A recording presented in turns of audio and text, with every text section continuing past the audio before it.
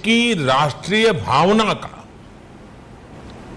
National spirit का एक अभिन्न पर्व बन गया है। ये एक सुखद संयोग है कि 23 जनवरी को पराक्रम दिवस,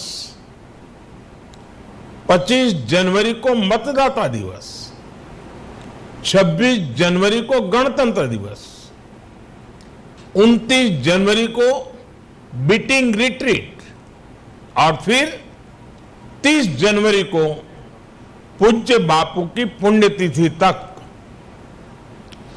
गणतंत्र का महापर्व मनाए जाने की एक नई परंपरा बन गई है। मैं इस अवसर पर आप सभी को और सभी देशवासियों को पराक्रम दिवस की अनेक अनेक शुभकामनाएं देता हूं। भाइयों बहनों, साल 2026 में पराक्रम दिवस का मुख्य आयोजन अंडमान निकोबार में हो रहा है। शौर्य, पराक्रम और बलिदानों से ओतप्रोत अंडमान निकोबार का इतिहास, यहां की सेल्यूलर जेल में वीर सावरकर जैसे अनगिनत देशभक्तों की गाथाएं, नेताजी सुभाष चंद्र बोस से इसका संबंध, ये बातें पराक्रम दिवस के इस आयोजन को और भी खास बनाती है। अंडमान की धरती इस विश्वास का प्रतीक है कि स्वतंत्रता का विचार कभी भी समाप्त नहीं होता। यहां कितने ही क्रांतिकारियों को यातनाएं दी गई, यहां कितने ही सेनानियों के प्राणों की आहुति हुई, लेकिन स्वतंत्रता संग्राम की चिंगारी बूझने की जगह और तेज होती चली गई। और उसका परिणाम यह हुआ कि अंडमान निकोबार की यही धरती आजाद भारत के प्रथम सूर्योदय की साक्षी बनी। 1947 से भी पहले 30 दिसंबर 1943 उस दिन यहां समंदर की लहरों को साक्षी रखते हुए भारत का तिरंगा फहराया गया। मुझे याद है साल 2018 में जब इस महान घटना के 75 साल हुए थे, तब 30 दिसंबर के ही दिन मुझे अंडमान में उसी स्थान पर तिरंगा फहराने का सौभाग्य मिला था। राष्ट्रगान की धुन पर समंदर के तट पर तेज हवाओं में लहराता वो तिरंगा जैसे आह्वान कर रहा था कि देखो आज कितने अनगिनत स्वतंत्र सेनानियों के सपने पूरे हुए हैं। भाइयों बहनों, आजादी के बाद अंडमान निकोबार द्वीप समूह के इस गौरवशाली इतिहास को सहजा जाना चाहिए था, लेकिन उस दौर में सत्ता में पहुंचे लोगों के भीतर एक असुरक्षा की भावना थी। वो आजादी का श्रेय केवल केवल एक परिवार तक सीमित रखना चाहते थे। इस राजनीतिक स्वार्थ में देश के इतिहास की उपेक्षा कर दी गई।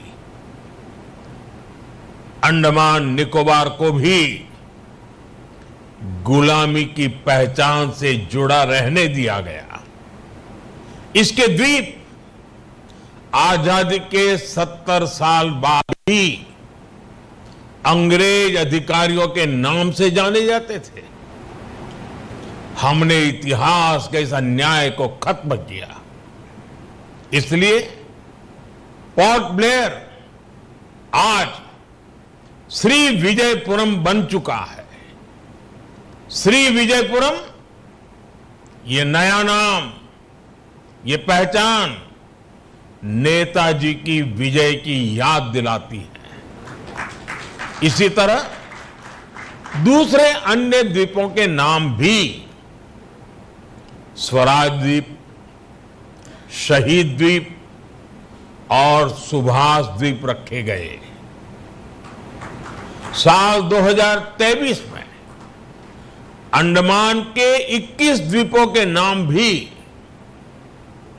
भारतीय सेना के जांबाज वीर पुरुष 21 परमवीर चक्र विजेताओं के नाम पर रखे गए।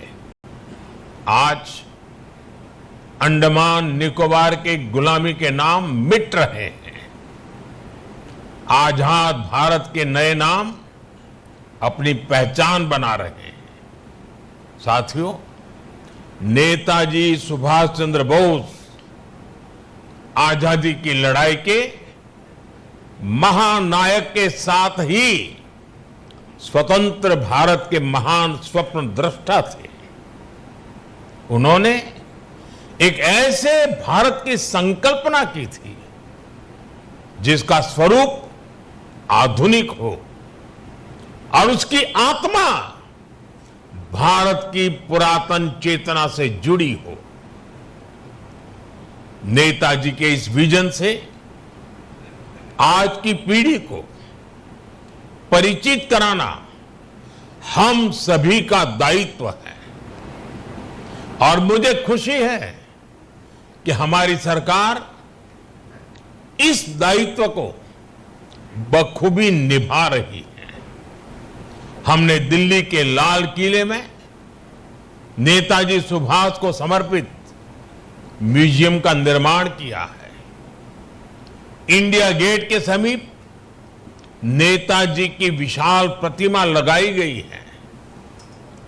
गणतंत्र दिवस की परेड में हिंद फौज के योगदान को भी देश ने याद किया है। हमने सुभाष चंद्र बोस आपदा प्रबंधन पुरस्कार भी शुरू किए हैं। ये विभिन्न कार्य केवल नेताजी सुभाष चंद्र बोस का सम्मान ही नहीं है, ये हमारी युवा पीढ़ी के लिए और भविष्य के भी अमर प्रेरणा के स्रोत है। अपने आदर्शों का ये सम्मान, उनसे प्रेरणा, यही विकसित भारत के हमारे संकल्प को ऊर्जा और आत्मविश्वास से भर रहा है। साथियों, एक कमजोर राष्ट्र का अपने लक्ष्यों तक पहुंचना मुश्किल होता है। इसलिए नेताजी सुभाष ने हमेशा सशक्त राष्ट्र का सपना देखा। आज 21वीं सदी का भारत भी एक सशक्त और दृढ़ प्रतिज्ञ राष्ट्र के तौर पर अपनी पहचान बना रहा है।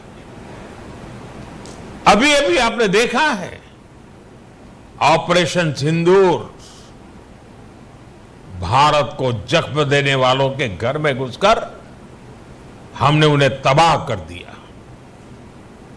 भारत आज शक्ति बढ़ाना भी जानता है, शक्ति संभालना भी जानता है और उसका इस्तेमाल करना भी जानता है।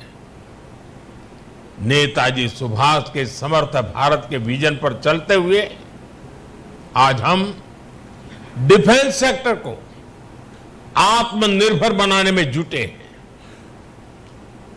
पहले भारत सिर्फ विदेशों से हथियार मंगाने पर आश्रित रहता था। आज हमारा डिफेंस एक्सपोर्ट 23,000 करोड़ को पार कर चुका है। भारत में बनी ब्रह्मोस और दूसरी मिसाइलें कितने ही देशों का ध्यान खींच रही है। हम स्वदेशी की ताकत से